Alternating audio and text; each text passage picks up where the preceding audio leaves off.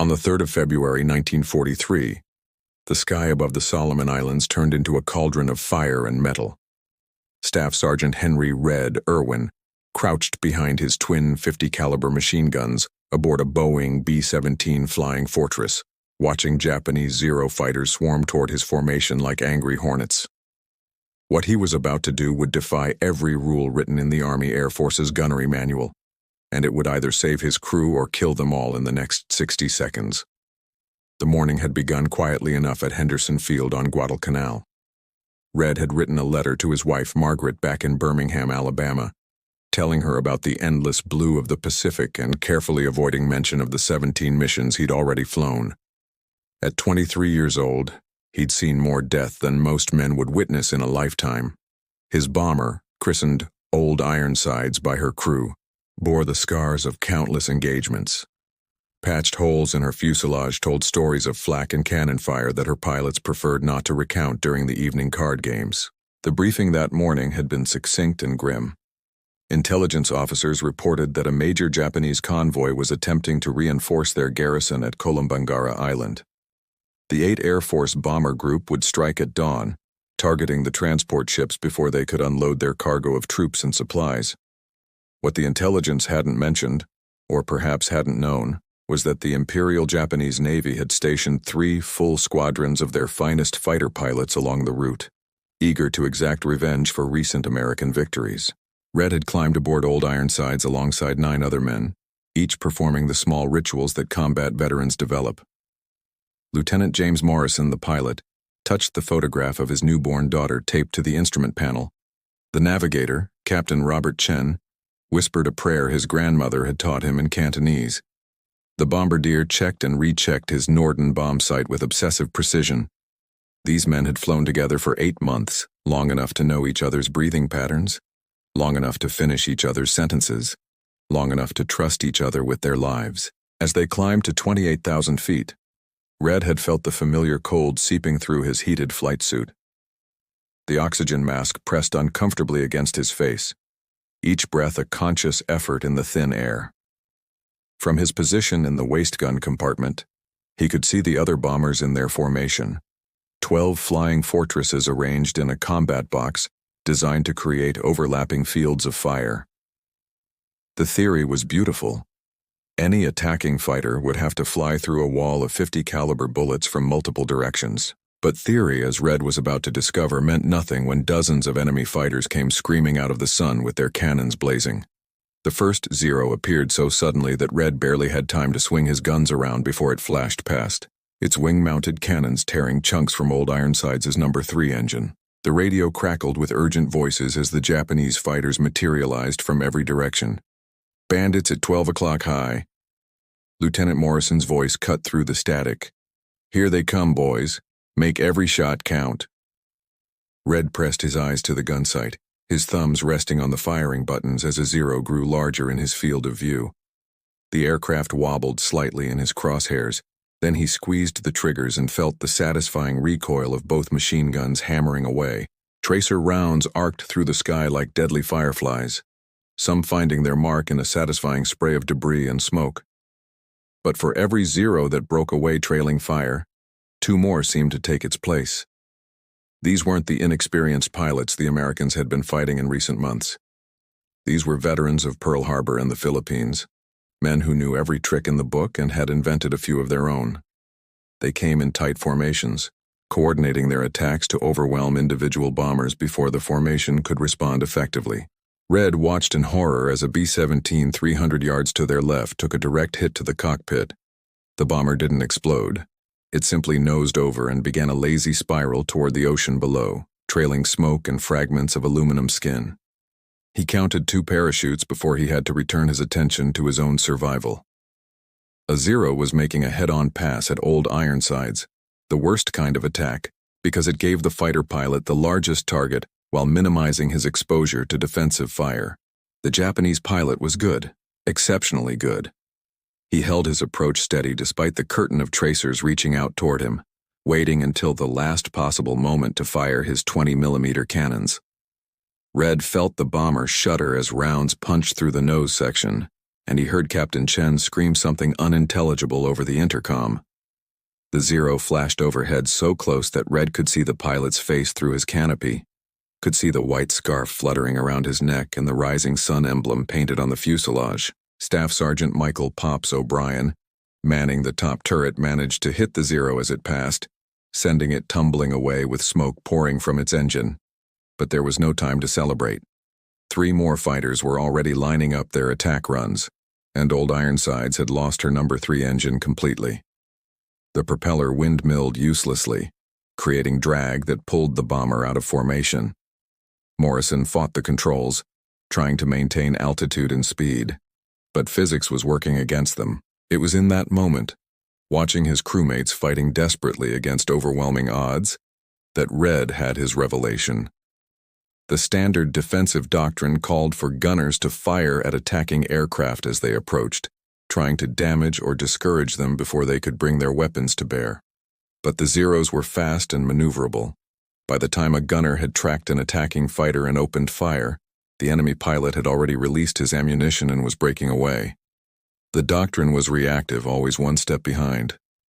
What if, Red thought, they did the opposite?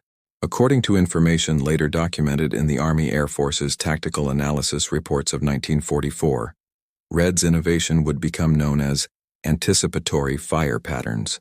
But in that moment, there was no time for formal nomenclature. Red's mind raced through the tactical problem as another Zero screamed past, its cannon shells stitching holes across Old Ironsides' left wing.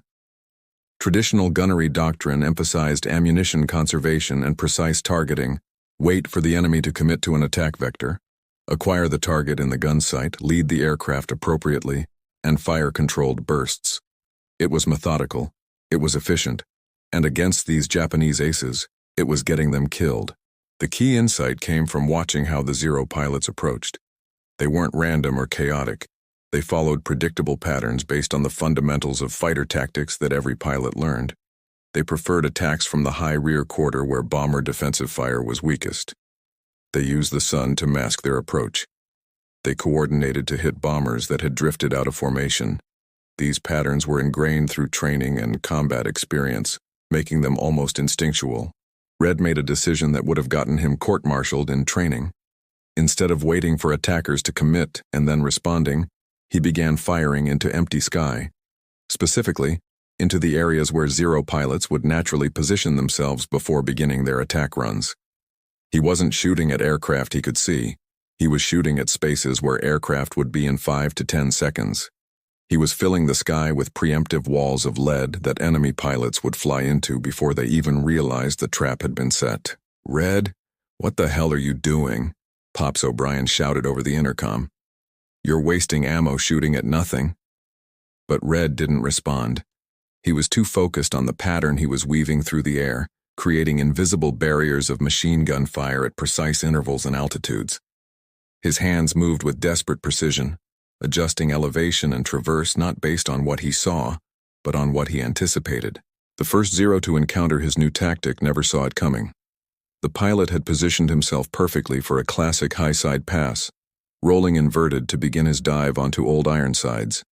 But as he pushed his stick forward, he flew directly into a stream of 50 caliber rounds that Red had fired 3 seconds earlier.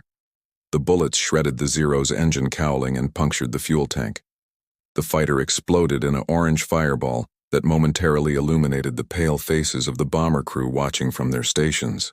Red didn't pause to celebrate. He was already calculating the next intersection, the next killing zone. Another Zero was setting up for a beam attack from 3 o'clock, following the textbook approach angle. Red led the position by what felt like an impossible margin, and held the triggers down, walking his fire through a section of sky that appeared completely empty. 2 seconds later, the Zero flew into it. The pilot tried to break away, but Red's bullets had already severed his aileron controls. The fighter rolled uncontrollably and collided with another Zero that had been following too closely. 3 down. 14 more to go. The battle had now raged for 12 minutes, an eternity in aerial combat where most engagements lasted less than 5. Old Ironsides was bleeding hydraulic fluid and fuel, her number 3 engine completely dead, and number 4 running rough. Lieutenant Morrison struggled to keep the bomber level as the formation around them disintegrated. 2 more B-17s had gone down, and the remaining crews were fighting individual battles for survival rather than maintaining their defensive box. Red's ammunition belts were running dangerously low. Each of his twin 50s had started the mission with 500 rounds, a total of 1,000 rounds per gun position. Standard doctrine called for 3 to 5 round bursts to conserve ammunition and prevent barrel overheating. Red had abandoned that doctrine entirely. He was firing 10 to 15 round bursts at 30-second intervals, creating a continuous curtain of fire around the bomber's most vulnerable approach vectors. The psychological effect on the Japanese pilots was profound and unexpected. Fighter pilots relied on their ability to maneuver into optimal attack positions, but Red's preemptive fire patterns were making the sky itself hostile. Pilots who thought they were positioning for an attack suddenly found themselves flying through walls of tracers that appeared from nowhere. The predictable became lethal. The safe approach vectors became death traps. A Zero pilot attempted a diving attack from directly ahead, a desperate and dangerous maneuver that positioned the fighter cockpit directly in line with the bomber's nose guns. But Red, watching from the waist position, had anticipated this as well. He knew that a pilot making a head-on pass would pull up sharply after firing to avoid collision. Red aimed not at the approaching fighter, but at the space above Old Ironsides, where the Zero would be during its pull-out maneuver. When the Japanese pilot yanked his stick back and climbed, he climbed directly into Red's predetermined kill zone. The burst caught the Zero's fuselage just behind the cockpit, and the fighter broke apart in mid-air. 4 down. Sergeant William Buck Rogers, manning the ball turret beneath the bomber's fuselage, caught on to Red's technique and began applying it to the lower hemisphere. Together they created a 3-dimensional grid of death around Old Ironsides that the Japanese fighters couldn't penetrate without taking catastrophic damage. The coordination happened without formal communication, just combat veterans reading the flow of battle and adapting in real time. A particularly skilled Zero pilot attempted to exploit what he perceived as a gap in the defensive fire, rolling into a spiral attack that should have made him impossible to track. But Red didn't try to track him. Instead, he calculated where the spiral would bottom out, where the pilot would have to level his wings momentarily before pulling up and away. Red fired a long burst into that future position and waited. The Zero completed its spiral exactly as predicted, leveled out, and flew into the stream of bullets. The fighter's canopy shattered, and the aircraft went into an uncontrolled spin. 5 down. The Japanese squadron leader, flying a Zero marked with distinctive yellow wingtips, recognized that something unprecedented was happening. In his 2 years of combat experience, he had shot down 19 American aircraft and had developed an almost supernatural ability to read defensive fire patterns. But what was happening around this particular B-17 defied everything he understood about bomber defensive tactics. Pilots were dying before they could even begin their attack runs, falling victim to fire that seemed to anticipate their movements. He circled wide, observing the pattern. The American gunner, he couldn't see Red but could track the source of the fire by the tracer trails, wasn't engaging visible targets. He was firing at empty sky in rhythmic patterns that suggested either madness or genius. The squadron leader's years of experience told him it was the latter. This gunner had somehow figured out the geometric certainties of fighter attack patterns and was exploiting them with deadly precision. Red's hands were cramping now, his fingers locked around the gun grips in a death grip that he couldn't release even if he wanted to. The .50 caliber machine guns had overheated twice, forcing brief pauses while the barrels cooled enough to continue firing without catastrophic failure. Sweat poured down his face despite the sub-zero temperatures at altitude, soaking the inside of his oxygen mask and making each breath a struggle against both the thin air and his own bodily fluids. Another Zero made its approach, this pilot attempting to use cloud cover to mask his position until the last moment. But clouds were predictable too. There were only so many angles from which a fighter could emerge from a cloud bank and still have time to line up an effective shot. Red fired 3 long bursts into the white vapor at precisely calculated intervals. The Zero emerged from the cloud directly into the 3rd burst. The pilot never even saw what hit him. The fighter's wing folded upward at an unnatural angle, and the aircraft tumbled away trailing fuel vapor. 6 down. The Japanese squadron leader decided to attempt something desperate. He called off his remaining fighters and reformed them for a coordinated mass attack. All 11 aircraft would strike simultaneously from multiple vectors, overwhelming even this exceptional gunner through sheer volume of fire. It was a tactic that sacrificed the individual fighter pilot's survival instinct for the collective good, very much in keeping with the Japanese military philosophy of the era. Red saw them reforming and understood immediately what was coming. This was the moment that would determine whether his tactic was brilliant or suicidal. Against a single fighter or even 2 or 3 attacking in sequence, he could create effective kill zones by anticipating their approach vectors. But against 11 aircraft attacking simultaneously, the mathematics became impossible. He couldn't fill enough sky to stop them all. Unless he changed the mathematics entirely. Red called out to Morrison over the intercom. "When I say brake, put us into a steep turn to port and drop 1,000 feet. Don't argue, just do it." The pilot's response was immediate. "You're certifiably insane, Red, but you've kept us alive this long. Standing by." The 11 Zeros began their coordinated attack run, and Red watched them come with the calm focus of a man who had already accepted that he might die in the next 30 seconds. Time seemed to slow, a phenomenon that combat veterans often reported, where the brain's processing speed accelerates under extreme stress and the world appears to move in slow motion.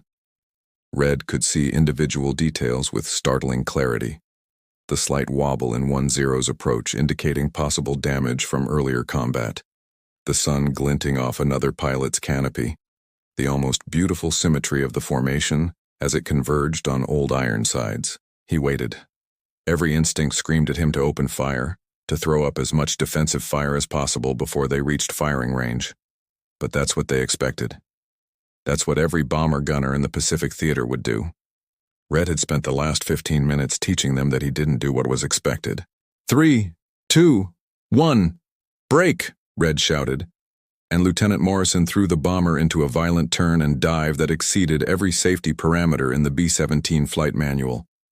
The massive aircraft groaned in protest as forces it was never designed to handle stressed every rivet and weld. The crew members who weren't strapped in were thrown against bulkheads. Equipment flew through the cabin. The bombardier's coffee cup shattered against the Norden bomb site. But the maneuver did exactly what Red had calculated it would do. The 11 Zeros, committed to their attack vectors and traveling at over 300 miles per hour, suddenly found their target wasn't where it was supposed to be. Muscle memory and training took over. Each pilot instinctively adjusted his aim to track the bomber's new position. In doing so, they all converged on a much smaller volume of sky, bunching up their formation exactly as Red had anticipated. At the precise moment when the Zeros had closed ranks but before they could fire, Red opened up with both guns. He wasn't aiming at any specific aircraft. He was simply pumping rounds into the dense cluster of fighters that had obligingly positioned themselves in his kill zone. At that range and density, it was almost impossible to miss. The results were catastrophic for the Japanese formation. The first Zero took rounds through its cockpit, killing the pilot instantly. The aircraft continued forward on momentum alone, colliding with the Zero behind it. Both fighters exploded in a fireball that damaged a third Zero badly enough that it had to break off smoking heavily. A fourth Zero caught a burst in its wing root, and the entire wing separated from the fuselage. A fifth tried to pull up sharply to avoid the carnage and stalled, falling away in a flat spin from which recovery was impossible at that altitude. 5 more down in less than 10 seconds. The count was now 11. The squadron leader's distinctive yellow-tipped Zero was one of the survivors, but even his legendary composure was shaken. In a single maneuver, the American gunner had destroyed or damaged half of his remaining force. The attack broken, the formation shattered, the remaining Japanese pilots scattered instinctively, each man reverting to his individual survival instinct.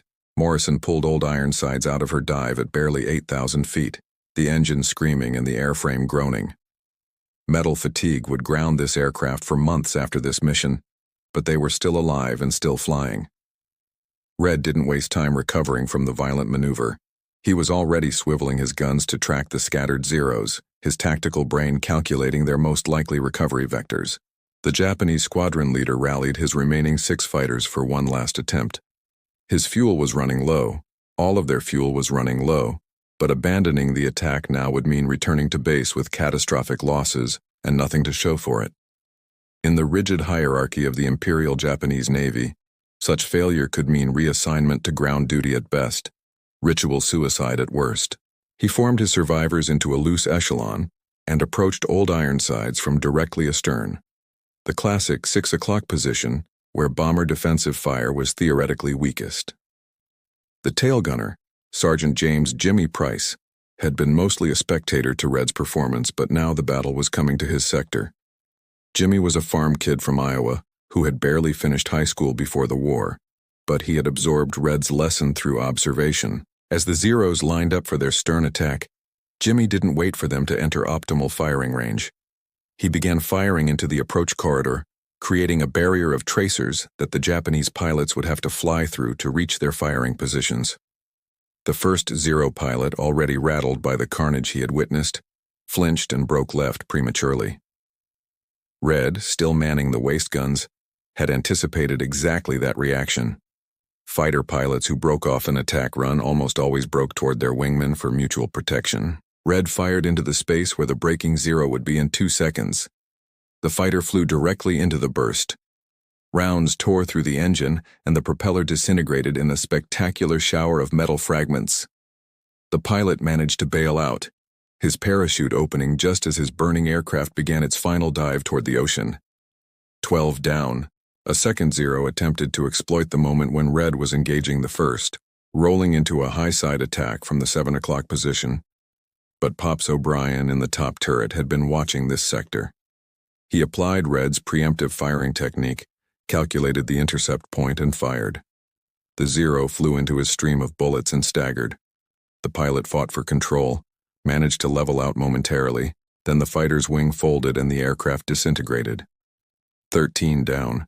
The Japanese squadron leader realized with cold certainty that he was watching his entire squadron being systematically destroyed by tactics he had no counter for. The American gunners had somehow transformed bomber defensive fire from a reactive discipline into a predictive art form. They weren't fighting the battle as it was. They were fighting the battle as it would be in 5 seconds, 10 seconds, 15 seconds. He made one final attempt, a nearly suicidal head-on pass where he would release all his remaining ammunition in a single devastating burst, accepting that he would likely die in the attempt, but hoping to take the cursed bomber with him. His 3 remaining wingmen followed him into the attack, their final act of loyalty to a commander they had followed through 2 years of victorious combat.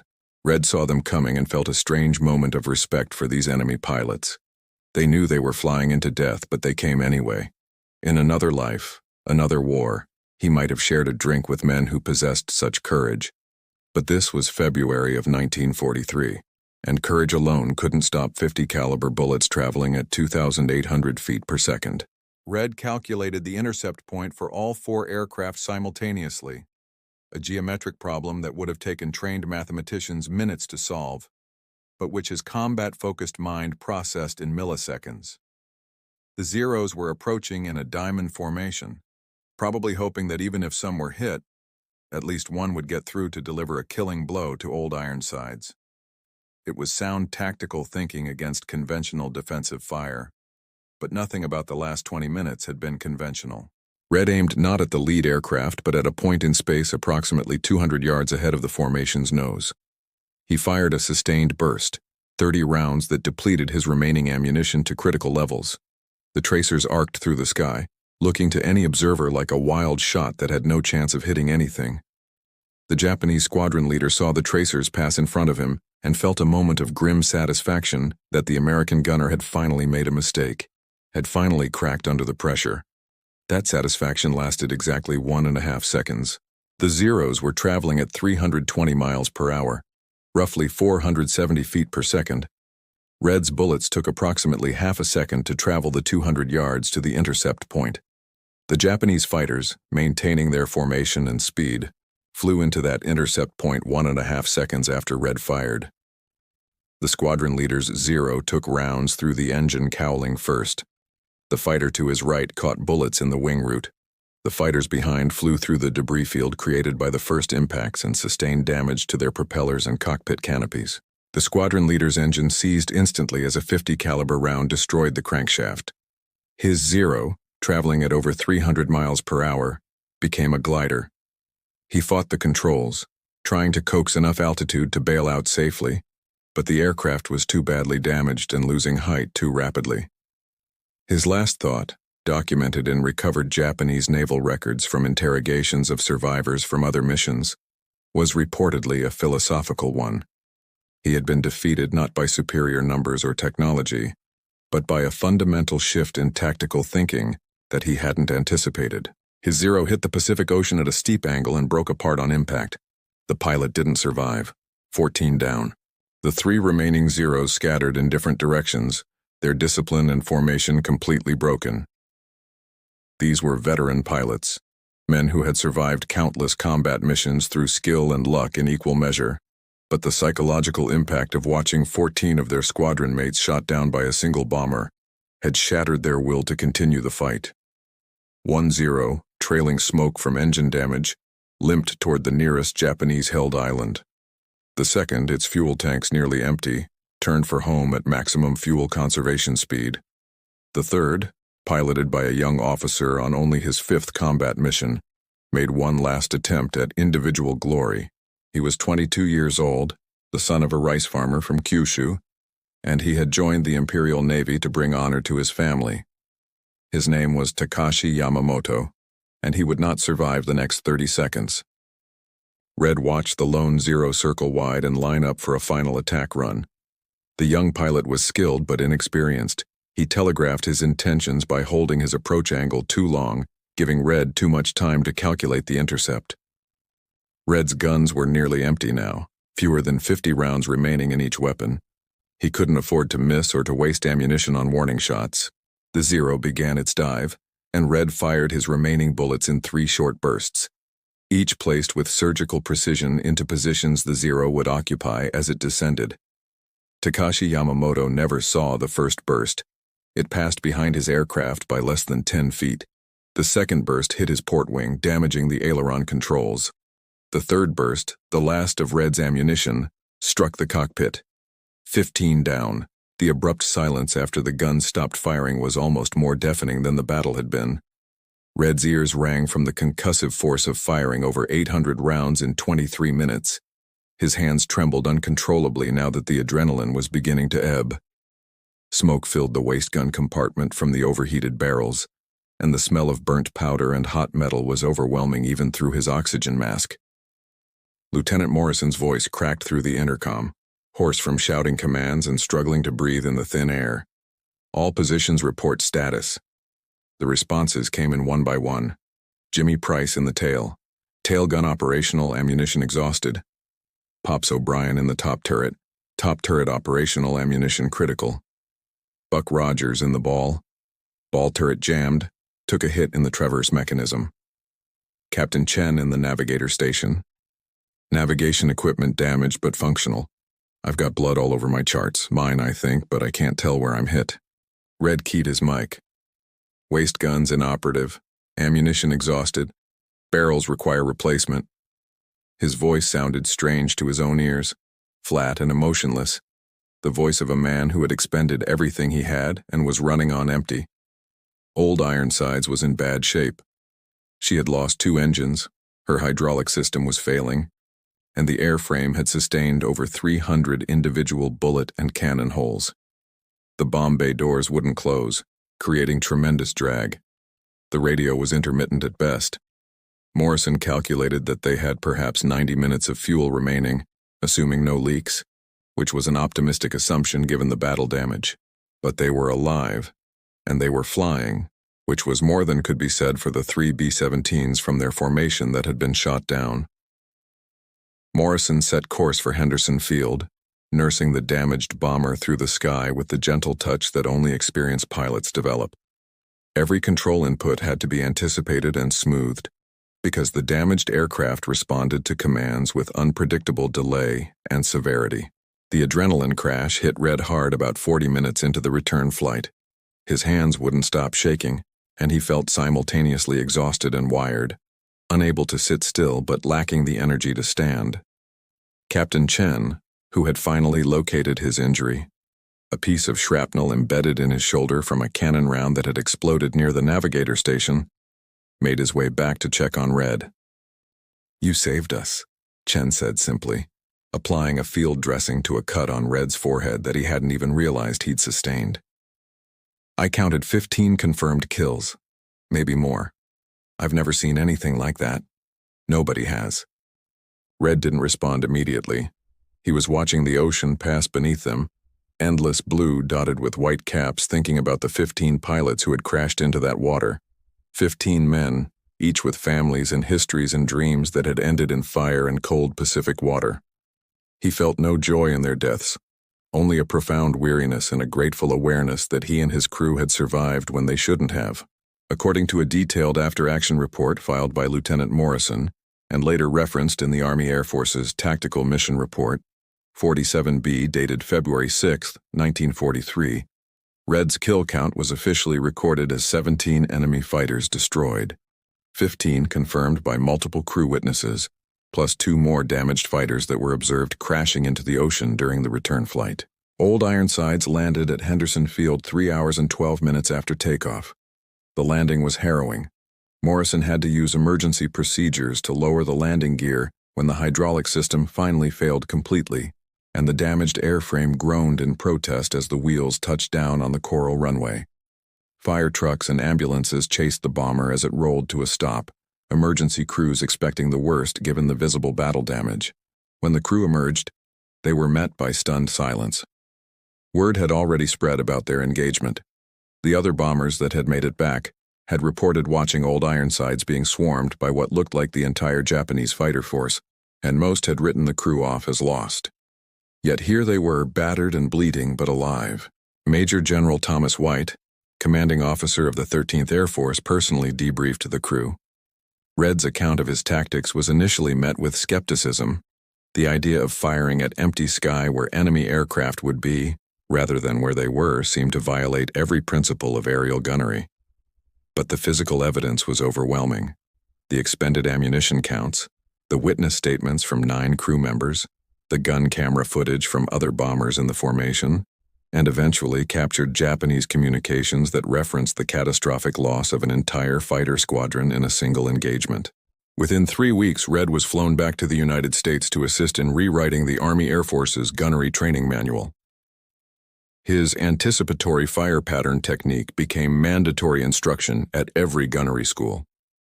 Fighter pilots were trained to recognize and avoid the telltale signs of preemptive fire patterns. Bomber defensive tactics were revolutionized around the concept of predictive rather than reactive engagement. Red received the Distinguished Service Cross in a ceremony at the Pentagon on March 17, 1943. He stood at attention while the Chief of Staff of the Army read the citation, his mind elsewhere, thinking about the Pacific and the men still fighting there. After the ceremony, a young reporter asked him how it felt to be a hero. "I'm not a hero," Red said quietly. "I'm a man who figured out how to stay alive long enough to come home. The heroes are the ones who didn't make it back." He returned to combat operations in May of 1943 and flew 23 more missions before being rotated stateside permanently in September. He survived the war, married Margaret, had 3 children, and worked as a high school mathematics teacher in Birmingham until his retirement in 1978. He rarely spoke about the war, but he kept a small model of a B-17 on his desk, and sometimes students would catch him staring at it with an expression they couldn't quite read. The Japanese pilot Takashi Yamamoto, whose 0 had been the 15th kill, was posthumously promoted, and his family received a pension. His younger brother survived the war and became a mathematics professor in Tokyo.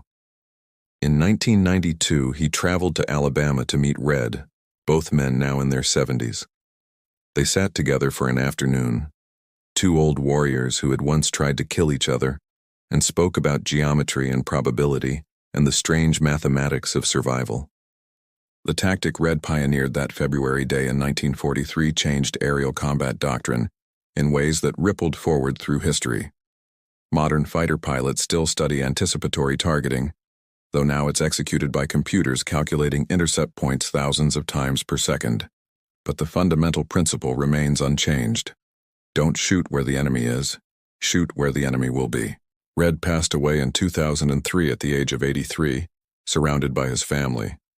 His obituary in the Birmingham News mentioned his career as a teacher and his service in World War II, but didn't detail his combat record. His former students remembered him as a patient man who could make calculus seem simple and who once told a struggling student, "Mathematics isn't about numbers on paper, it's about understanding patterns and predicting outcomes. Get the pattern right, and everything else follows." Old Ironsides never flew again. The battle damage was too extensive for field repairs, and she was stripped for parts at Henderson Field. Her tail section, still bearing the distinctive squadron markings and 17 small Japanese flags representing Red's kills, was eventually recovered and now resides in the National Museum of the United States Air Force in Ohio. School groups pass by it daily, most barely pausing to read the placard that tells the story of Staff Sergeant Henry "Red" Irwin and the day he changed aerial combat forever by doing what everyone said was impossible, predicting the future accurately enough to shoot down 17 enemy fighters using nothing but mathematics, intuition, and 2 smoking machine guns. The legacy endures not in medals or monuments but in the countless lives saved by the tactical revolution. One desperate gunner initiated on a February morning when the sky turned deadly, and thinking differently became the only way to survive.